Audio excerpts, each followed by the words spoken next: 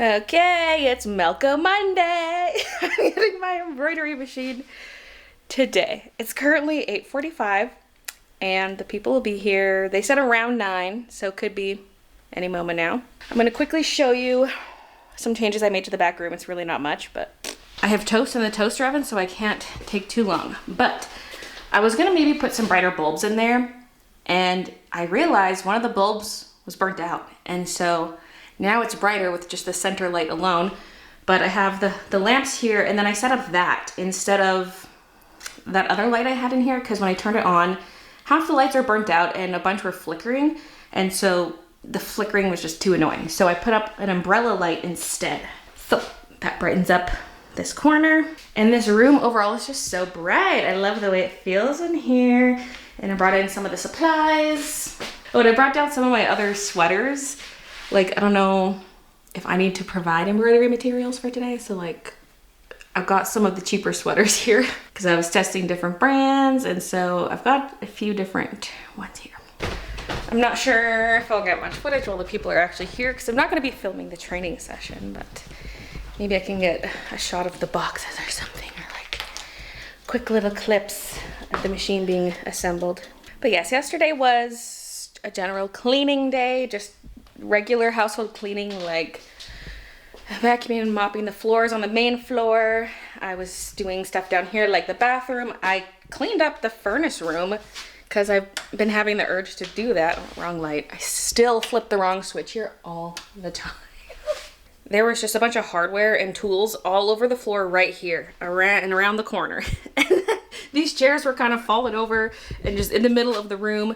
And so I didn't touch these shelves at all, but I just organized a bunch of the hardware and small tools and put them in containers and labeled them. Stuff like loose hardware, leftover hardware from like furniture you get. It comes with extra pieces or stuff you just don't use. And store-bought hardware, stuff like that. And so it's all organized, and this is moved over here too. And now that spot is just for chairs. Woohoo.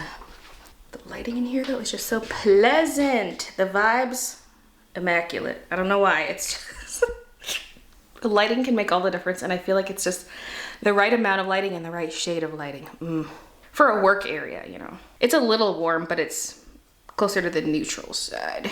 I think it's gonna be fun to see this room evolve because it's so simple right now, and so I'm excited to see where it goes, you know, get some proper worktop tables, get the organization for all the sweaters, and oh, it's gonna be transformed. This table here is so wobbly.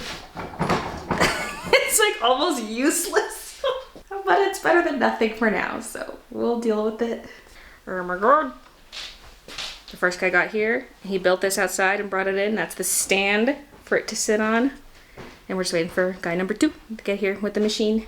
Okay, there wasn't really anything to film with the setup because the guys just walked in with the machine and plopped it on this stand. And then they just had to connect a couple things, but it was really quick. And so we just got done with our first training session, and we just tried out for a little while and then book our second session and come back with any additional questions. So I'm like in denial that this thing is in my house right now. Oh my god. Oh my god. Look at it. Look how big it is.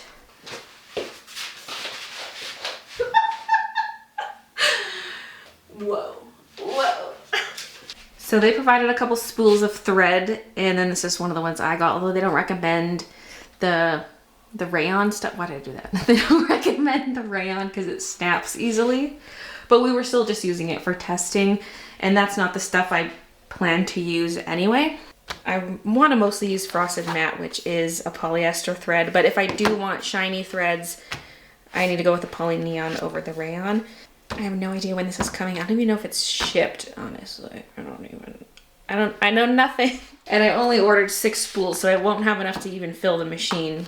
This holds the spools, and it's all pre-threaded, which is convenient because you can tie this thread to your spool and then just pull the thread and it'll come through. But we practice everything from threading to changing needle, doing the bobbin, different maintenance things you have to do with the machine, just trying it out. And there's this keypad with a bunch of different functions you can do based on button combinations. Plus you can do that stuff on the software on the computer.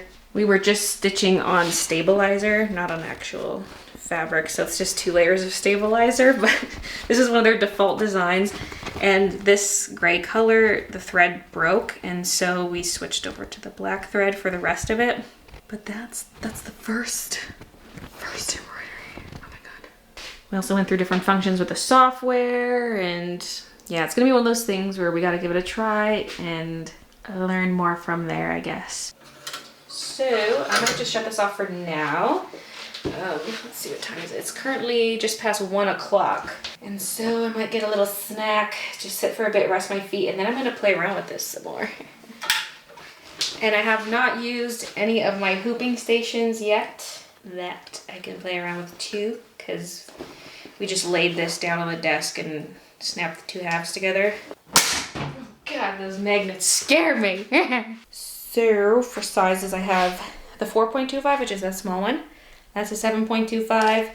These are the 10, and I have 4.25 by 16. So I figured this would be good for sleeves if I want to do like a long sleeve design. And then I have these things for each. This holds the stabilizer to the hoop for when you're putting on the garment and the other half of the hoop. These things are ridiculous. This was $68 Canadian. Actually, I think $68.99. And it's just like a little piece of plastic. So I have 2 of each hoop size, but just 1 of these because you take it off before you put the hoop in the machine.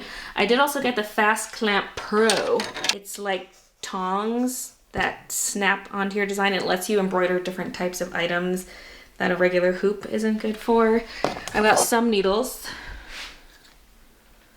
We got bobbins. Whoa. There are a bunch of tools it came with, and these are mine, but a lot of this stuff came in this box. There's maintenance tools, yeah. Oil, little screwdriver and stuff. Yeah, just different things you need. What is in this one? Oh, that's one of the hooping stations. Because I figured I would want to use that small one for ends of sleeves and like the wrist area. And so it would be convenient to have the little station to put the garment on, and yeah. And this is more hooping station stuff. So I'm excited to play around with that too. And I had to bring my gaming computer down here because I need the Ethernet cable, which I knew. Like, I knew that, so I don't know why I thought my HP Spectre would work because it does not have an Ethernet port. So this is just a temporary thing. I'm gonna have to move the software over to a different computer eventually. Like, it's fine for now though. I can make do. These bangs off my forehead. I'm sweaty. Oh, had a small bite to eat, and then we went on a little walk to go vote because it's provincial election day, and so now I'm all sweaty. What's funny though is we got back, we're home for like 10 minutes, and there's a knock on the door, and the person at the door was the candidate we just voted for. It's just funny. He's just going around getting people to vote, but we just got back from voting. Just thought that was funny. What am I doing next? I don't know. I gotta cool down for one. And maybe check out my hooping stations. Oh my god, the embroidery guy just showed up and just gave me all of this. A bunch of little scissors. Wait, how many are in here? A bunch of little scissors. This is a huge set of shears. Let me show you this. Mamma mia! Look at that thing. It's huge. There is this thread samples for the brand that they carry. This is some adhesive. There are tweezers and scissors and threads, so I can play with more colors and thread all 16 needles. Cool, exciting. They just gave this to me for free. What the heck? We got a whole variety pack here. There's different size blades. Some are curved, some are straight. Whoa. This is where I got the machine from, by the way. Embroidery Systems Canada. Oh yeah, also, he gave us this giant roll of stabilizer. It looks like it's a mix of white and black. Holy! This is the big hooping station. Now, I don't think I have the base for the other ones. Or do I use the same base? Wait, what is this? Like this, for example, this doesn't just sit on the table. There's a stand that holds it up so that it's elevated off the table. You can put a sleeve over it. But it holds one half of the hoop and the stabilizer. And then the top half of the hoop goes up here and you push down and it'll snap to it. And it's just to help align designs. And then I have one for big sleeves. This one here, kind of a similar thing, but it's longer for my longer hoops. And this is the piece that attaches onto it. So if I was doing a design down a sleeve, that's what I would use that for. And that's what I plan on doing, because a big part of this was like, well, what hoops am I buying? And I'm like, well, it depends what you're embroidering. And so I was like, well, based on some of my existing ideas, this is the stuff I wanted to get. Because I did tweet it out, but this was a quick little mock-up I made of a sweater design, and that's something that would use the sleeve, right? So that's why I got the sleeve stuff. And I might want more hoop sizes in the future, but we're starting with what we got.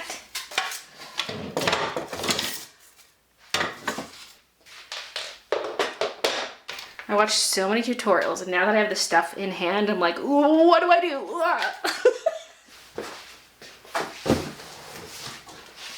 I keep reaching into other boxes like, ooh, stuff.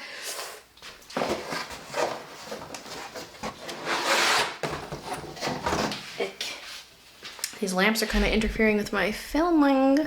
I turn away to something darker and then I lock the exposure. And then I turn it back. Ooh. I'm assuming I'm gonna want it the highest height. I don't know.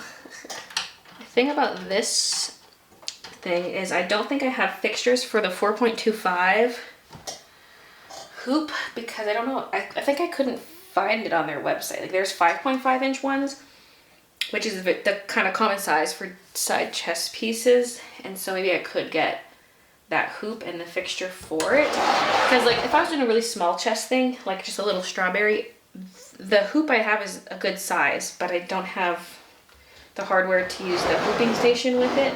So I might want that. These hoops are expensive, bro. They're like $200 and some per hoop. And the Fast Clamp Pro, $1,300. Yeesh. Whoa, bye. I don't even know what I would use these for right off the bat because I'm starting with sweaters and t-shirts, hopefully. But I just know this has so many uses. Like, oh, you can embroider like almost anything. I feel like even if I'm not doing some kind of mass-produced item, I at least initially wouldn't mind playing around with some stuff that I even already own and just trying to embroider it using this thing. There's so many applications. Yeah, the machine was, I think, 21,000 Canadian. It's expensive, boy. I better sell a lot of sweaters.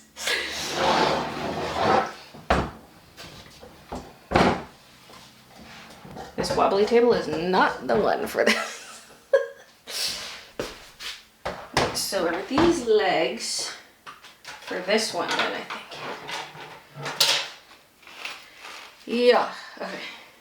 Now these are for bigger hoops for this station.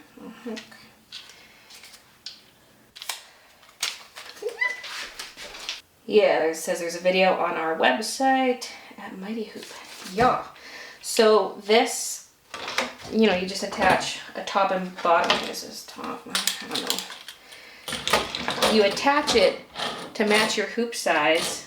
Yeah, it just helps with placement because there's all these pegs in here, and so you can have fixtures attached in different places, and usually for different sizes of garments you would also need different placement. Based on the videos I watched anyway. I say this like I know this.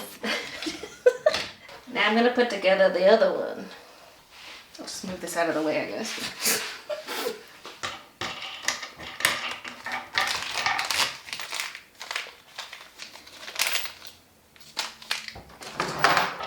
I'm assuming this screw goes this way.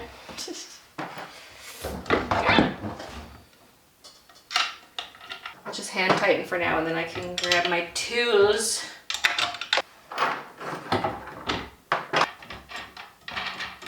feel like I'm gonna need a second machine. Like, that was one of my big things. I'm like, do I start with 2 embroidery machines or 1? And I'm like, just start with 1, even though I won't be able to make that much stuff.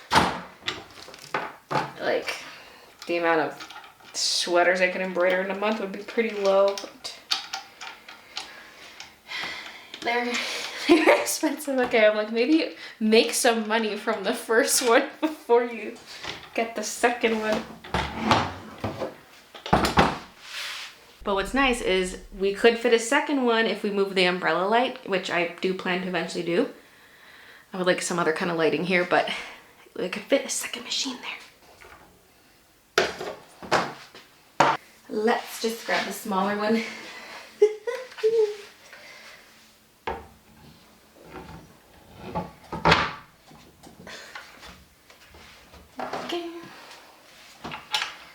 Because like, let's say I did that sleeve strawberry design.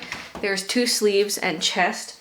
We would do like all the sleeves first, then all the chests, or vice versa. But you know, you'd stick with 1, do that on a bunch of sweaters, and then grab those same sweaters again and do the next spot. Now, are the sleeves all gonna fit over this? Like, what about size small? I don't even have any size smalls. I only have size large right now.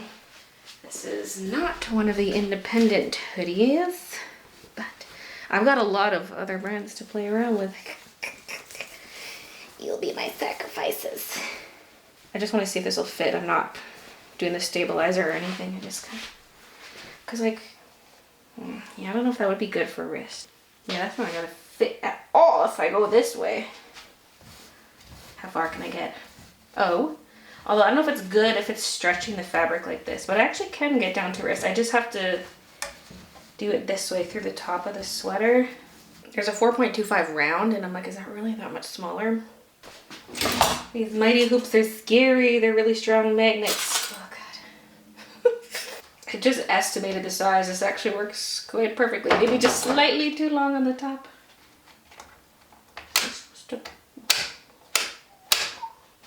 What? I don't know what that piece does. I feel like it's interfering with the flatness of this. Why am I vlogging my newbiness? This is really loose. Why?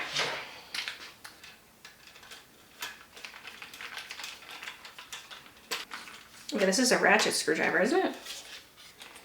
Hey! I forgot. It's kind of new, so...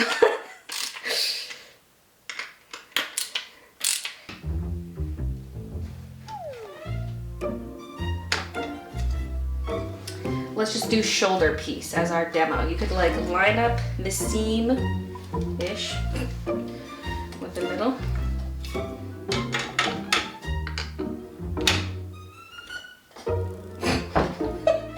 Okay, now up. But how do I do this? Look, Mom, I'm feeling on the internet. That should be a soundbite I get for the streams. From an old Smosh video. Or is that on now? Wait. Oh, it is on.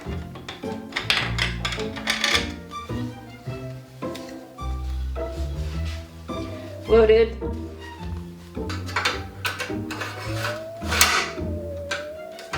Ta-da! I'm not embroidering anything actually right now. That was just a little test. I kind of want to try this thing out since we didn't use it during the training session.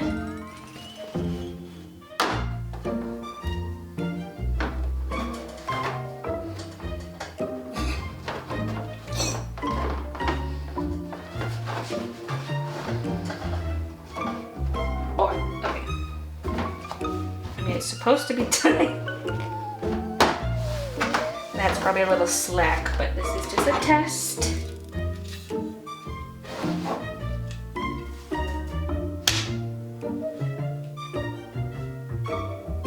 And then it pulls off. It's just to keep the stabilizer taut. Wait, oh, wait, that is taut. I had a bit of slack with this thing, but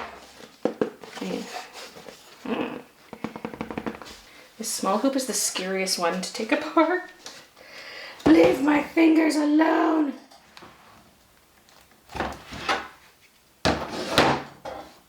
It's sticking to this thing.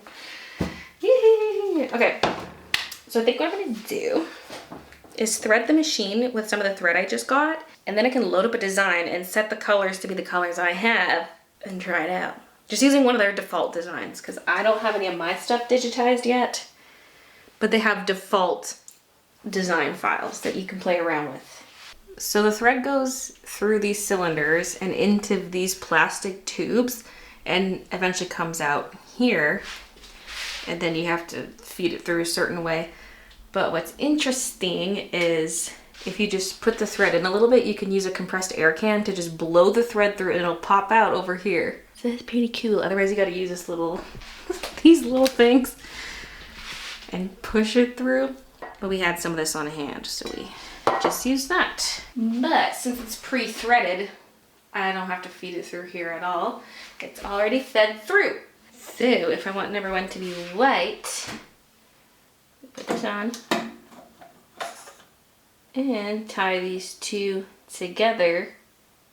Snip the excess, and then I would have to lift this up first and pull it through until we get to white. I don't know if I can get the knot to go through the needle. I did when I did this earlier, but that's a bit tight, so I might just cut this and rethread the needle. But yes, doing it that way, I do not have to rethread through everything.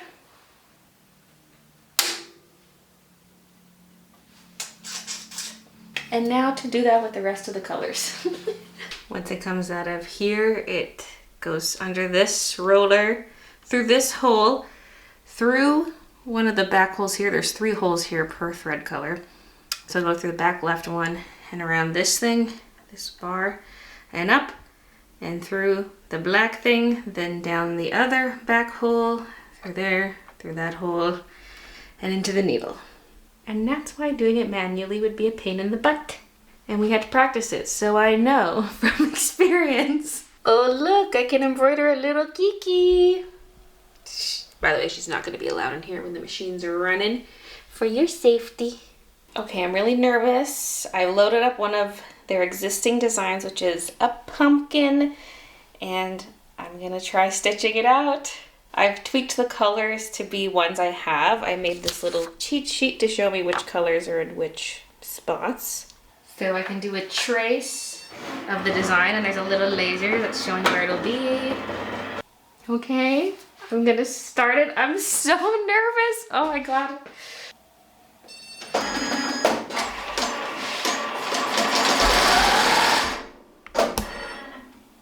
Well, it already stopped for thread break. I think it just got pulled out because it didn't make a single stitch. Let me just double check this one's threaded correctly.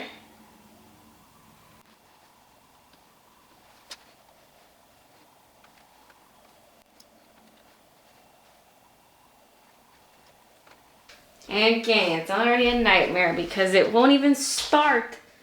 The thread keeps coming out of the needle hole. I'm gonna try it one more time. Sorry, Kiki, not allowed in here.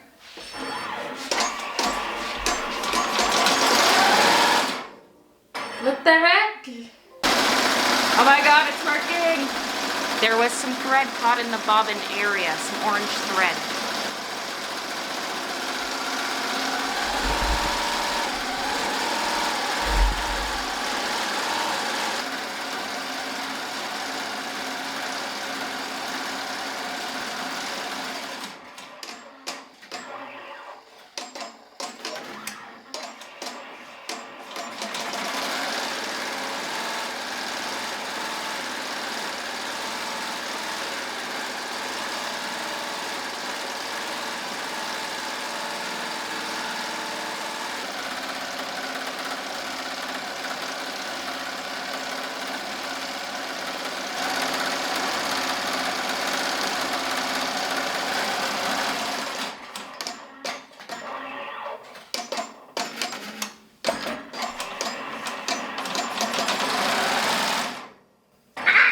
Not this again. As soon as it switched colors, the same problem.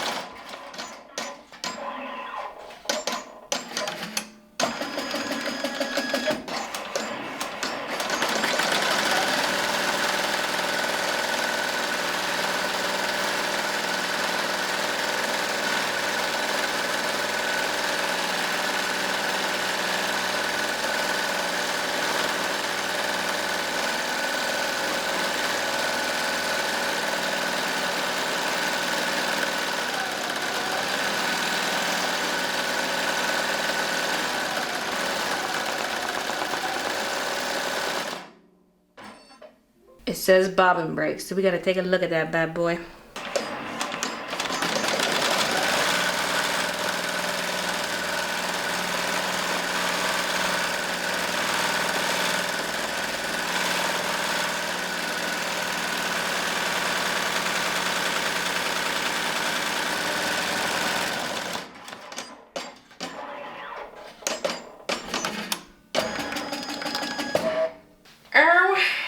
Okay.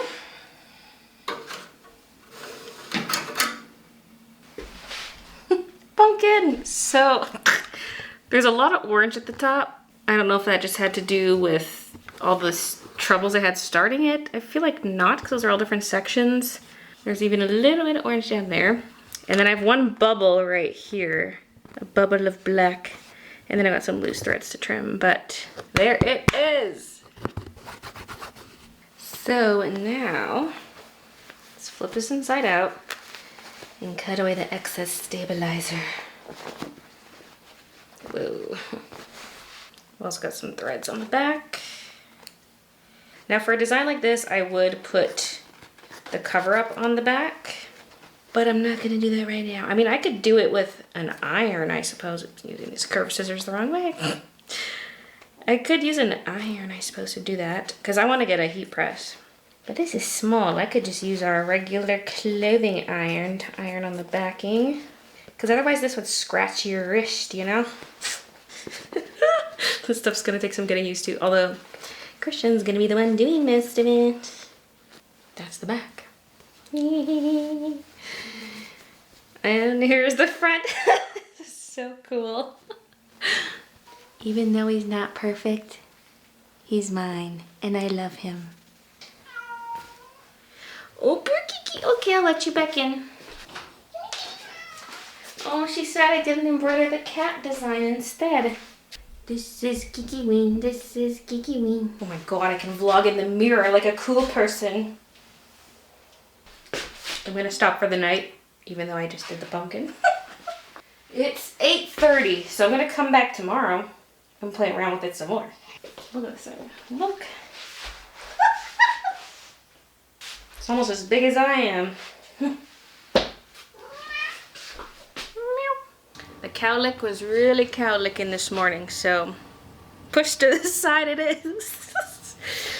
It's now Tuesday, the next day, and I've been filming some stuff for a future YouTube video, and now I'm gonna get back to embroidery practice stuff. Also, my mat thread came in, although I just threaded the machine with all the other thread. I probably would like to practice with that thread before I switch to this, because these are smaller spools, but they cost the same size as a bigger spool or cone, whatever. I mean, they're still spools. It's really big. I always say spool instead of cone. Does it matter? I don't know. So this is a 5,000 meter cone, very big. And then these ones are 2,500. Although it seems like it's smaller than half, like by volume. Especially because the outer bit is bigger diameter and it feels like less than half as much, even though it says it's 2,500 meters. But anyway, yes, the frosted mat, I is more expensive, and I ordered just 6 colors to play around with, and I specifically got colors that I thought I would use for the mushroom design. So I probably won't actually use these until I try digitizing the mushroom, or the strawberry design. So there are 2 greens, a red and a pink, and then a yellow and a cream color, kind of off-white. But very exciting, because I want matte thread. It's just so hard to get the Madeira frosted matte in Canada, and I'm trying to find other brands that do matte thread, and I did find one other one. I kind of forget the name, but theirs is more expensive because the cones are $7 US, but it's only for 1,000 meters. And so the Madeira is cheaper, but it's just hard to get it. Like, I found one Canadian company that actually supplies the frosted matte, and they only do select colors, which is interesting because it's a special order item. So you think if it's special order, you could choose from the full frosted matte catalog. So I don't know, because like it's already a smaller color catalog compared to other ones. There's fewer colors to choose from, and so limiting myself even further would hurt, because they carry like 30 colors or something, and I'm like, I need more. So I tried ordering directly from the Madeira website, although it's US based, and so I was like, oh, shipping and customs are going to be a lot. Yeah, they were a lot. I think there was a mistake made somewhere. I did contact them to see if there was, because they charged me 144 USD for this, or 142 USD for the shipping. But you couldn't see that at checkout. You couldn't see any shipping prices. It was just like, oh, we'll bill you for the shipping later. And so then I was billed that much, and this is $40 worth of thread with $140 shipping. And so at first I thought like, oh, maybe it just like includes customs pre-clearance or something. It is just UPS ground, so I don't know why it would be that much, because I can see UPS rates in my ShipStation account when I'm packaging orders. And so I'm like, how the heck would it cost that much for a tiny little box? It weighs 1 pound. So I was like, maybe someone made a mistake. And then when it was delivered today, they wanted me to pay customs on delivery, which was 67 Canadian dollars, which is 50 USD. And so I'm like, okay, I already paid 142 for the shipping, now another 50 for the customs. Like, what's going on? And then I looked at the paper that they gave me for the invoice, and it said the declared value of my package was $997. So I'm like, okay, maybe there was a mistake made somewhere. Like, did they charge me for someone else's package? Like, they billed me someone else's shipping fee? Because even like the shipment details are wrong. It should be valued at the conversion from the 40 USD to Canadian. That should be the declared value. So it was declared at nearly $1,000. I'm like, what's going on? So we'll see if I can get any of that money back, because in total I paid $233 US for 6 smaller cones of thread. Anyway, for today, I want to try embroidering that pumpkin again first, just to see if I can get it to do the black outline more correctly, because there were so many stops with the first one, with, well, like the false starts, and then there was, oh yeah, there was another issue when it switched colors. It also stopped, and then there was a bobbin break at one point. And so I'm like, maybe that's why the outlines weren't aligned on the pumpkin. I don't know. So we're gonna try it again. And the machine's running, and there was not a false start. Yay! Oh, it's switching colors. Or it's moving. It's just moving. Now the bobbin probably will run out though. It's like impossible to film it unless I get it set to manual focus while it's not moving.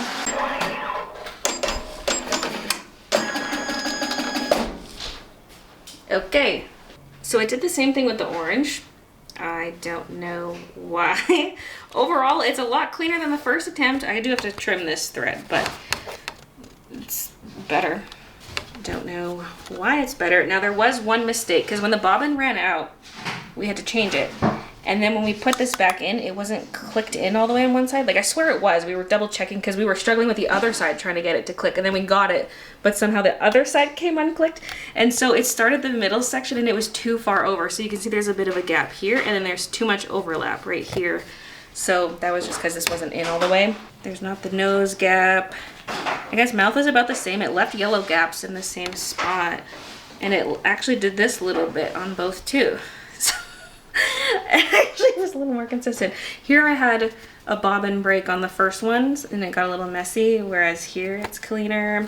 So, yeah, I don't know. Something up with the pumpkin, man. It doesn't look like that on the screen. But we'll try some other designs. I was just attaching the fixture to this hooping station. I had to use a hoop to see where to put it.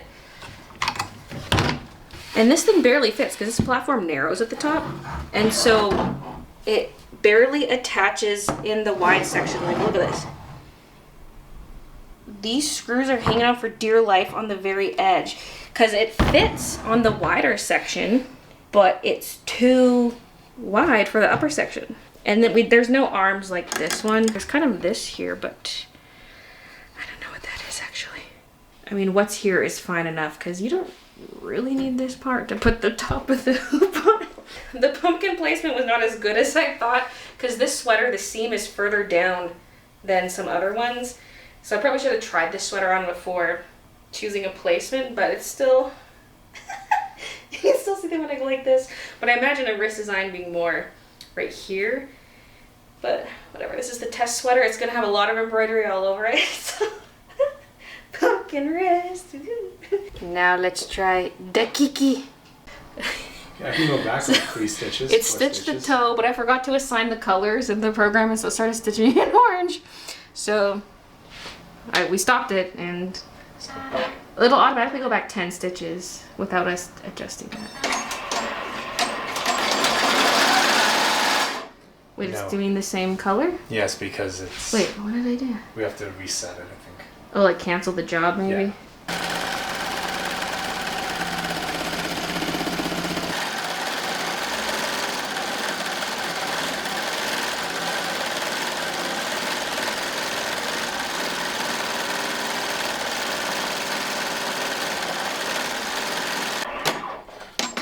I can't get in there. Can you see? Is the eyeballs out of focus?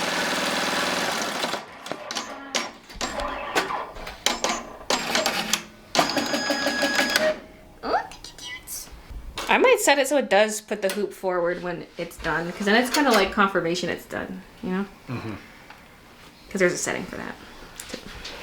So this is a design where you would use black bobbin thread because it's a dark design, so you can see white underneath. I don't have any black bobbin right now, so I just used white, but and then the orange is just some nail polish. Maybe the kitty just got finished scratching a pumpkin or something.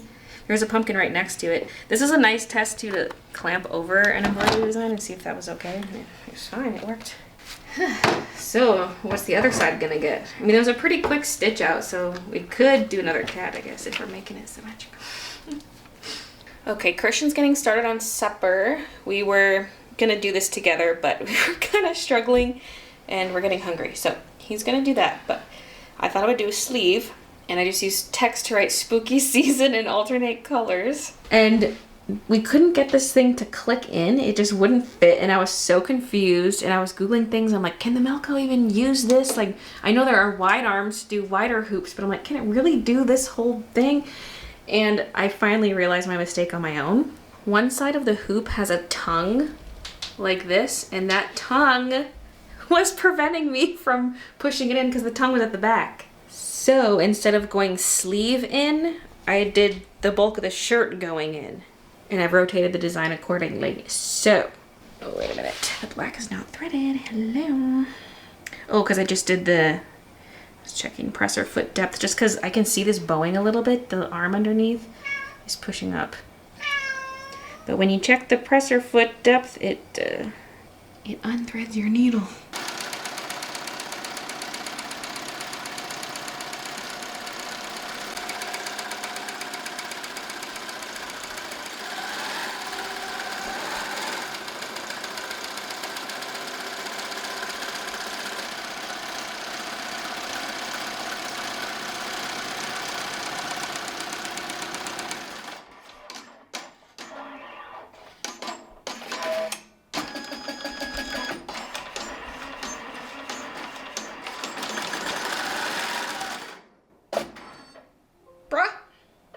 So it was a false bobbin break.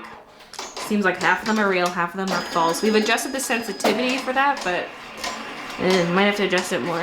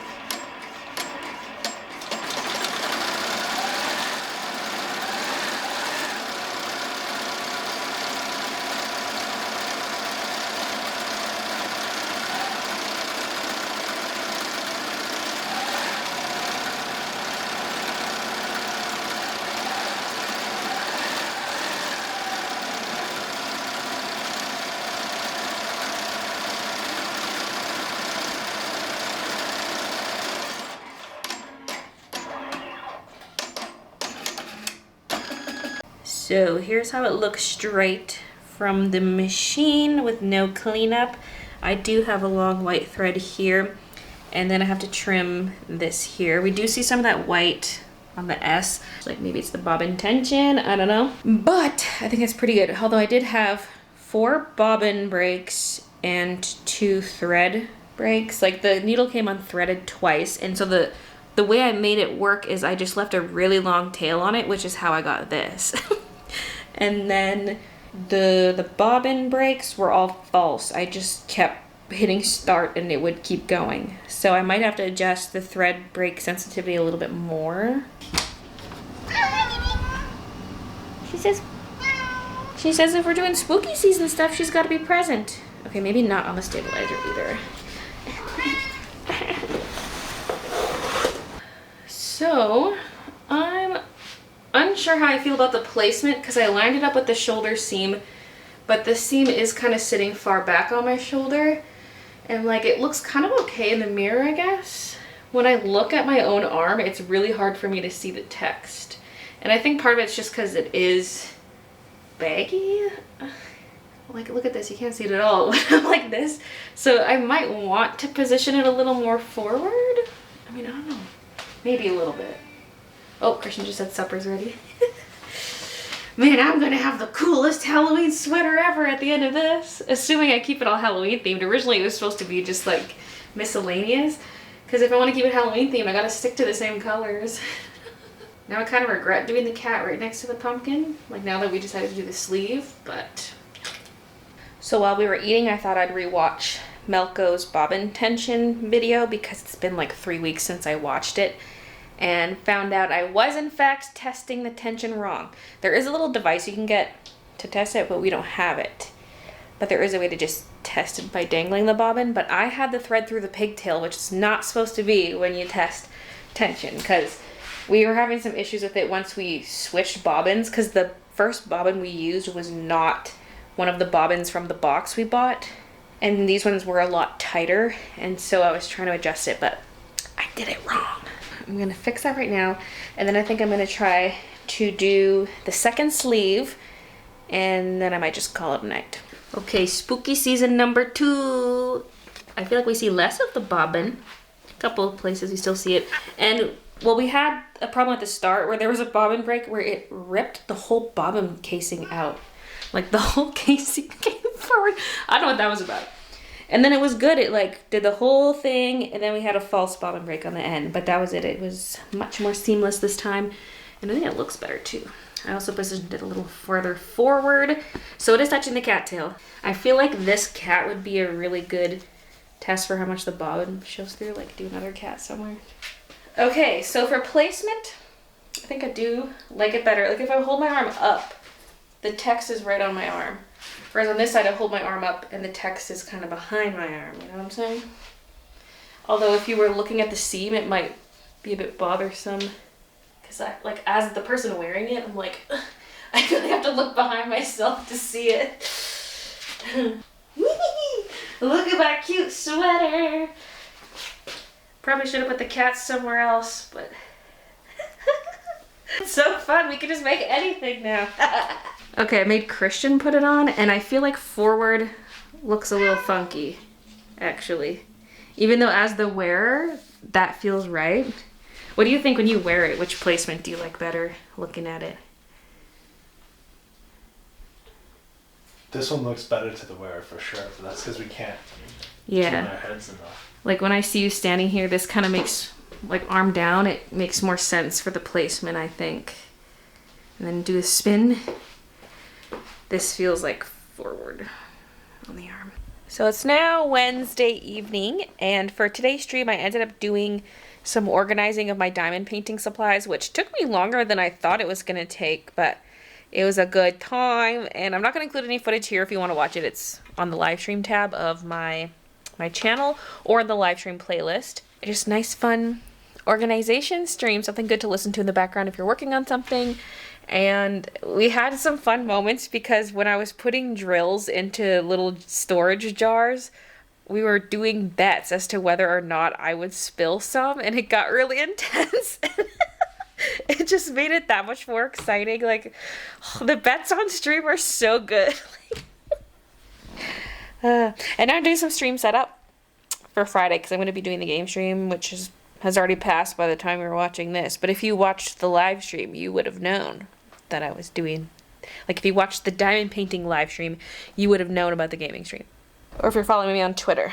But I've been setting up my Switch stuff because the last time I tried streaming from my Switch, I could not get the sound to work.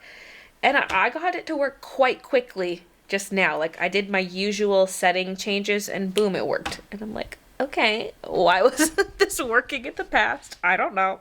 And I made a Tears of the Kingdom webcam overlay. Yeah, so that'll sit on top of my face cam. And I added one of my Korok emotes. I don't have enough members. I need 15 more to get another emote slot. So we have the Yaha one, but not the Ha one.